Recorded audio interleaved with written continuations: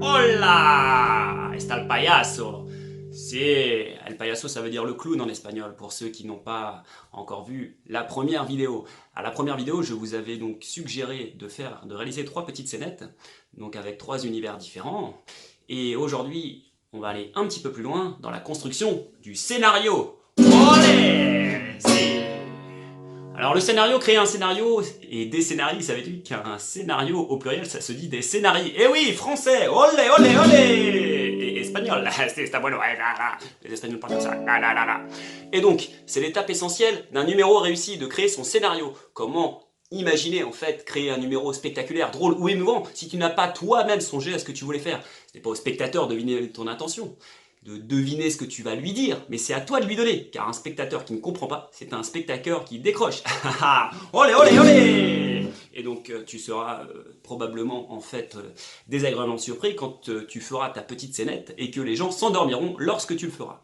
Donc je t'avais suggéré un scénario sur trois univers différents, à savoir un burlesque à la Charlie Chaplin, l'autre fantastique à la Harry Potter et un fin poétique à la Mary Poppins. Donc pour mon scénario, je vais d'abord me poser sur une table et décrire ce que je veux faire. Certains auront besoin peut-être de le dessiner sur une page blanche. Pour ma part, c'est mon cas. D'accord ? J'ai donc ici créé mon scénario en le dessinant, par exemple. Tu peux le faire en écrivant, mais ça dépend des personnes. Certains préfèrent l'écrire de manière à structurer celui-ci dans le temps.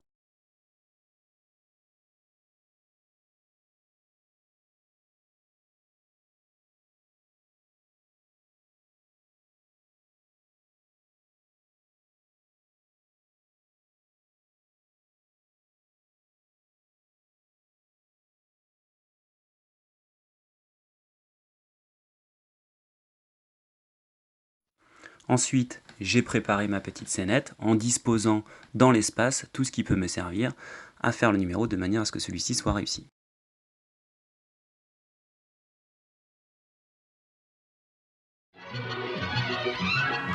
Donc pour le jeu d'acteur de mon premier numéro, je me suis inspiré, comme je vous l'ai dit, de Charlie Chaplin et des temps modernes, où le jeu d'acteur, la gestuelle, c'est notamment des gestes très rapides, et ce qui va faire le burlesque, c'est le décalage entre sa dextérité et ce qui peut le précipiter dans son quotidien.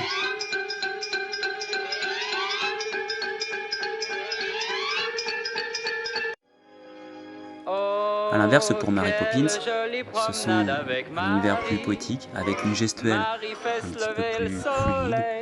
Tout est ici une forme de jeu, et la danse est un tableau, ce que suggère aussi, bien sûr, le décor. Bon, vous exagérez. Oh, c'est magique, elle passe et le bonheur fleurit. Pour chacun un espoir chanté se lève. Quand Marie prend vos mains, on a sous. Donc voici la suggestion de mon premier numéro, à copier bien sûr, mais qui est une proposition.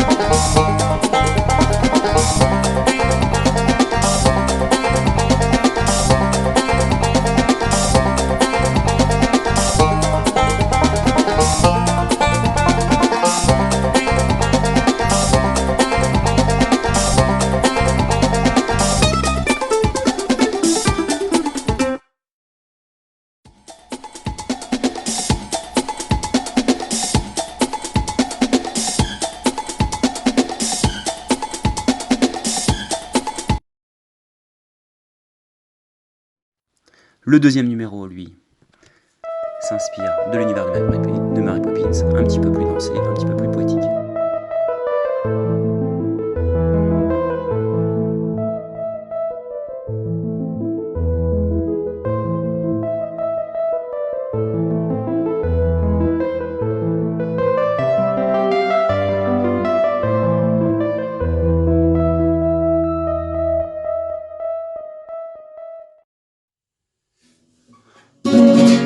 olé.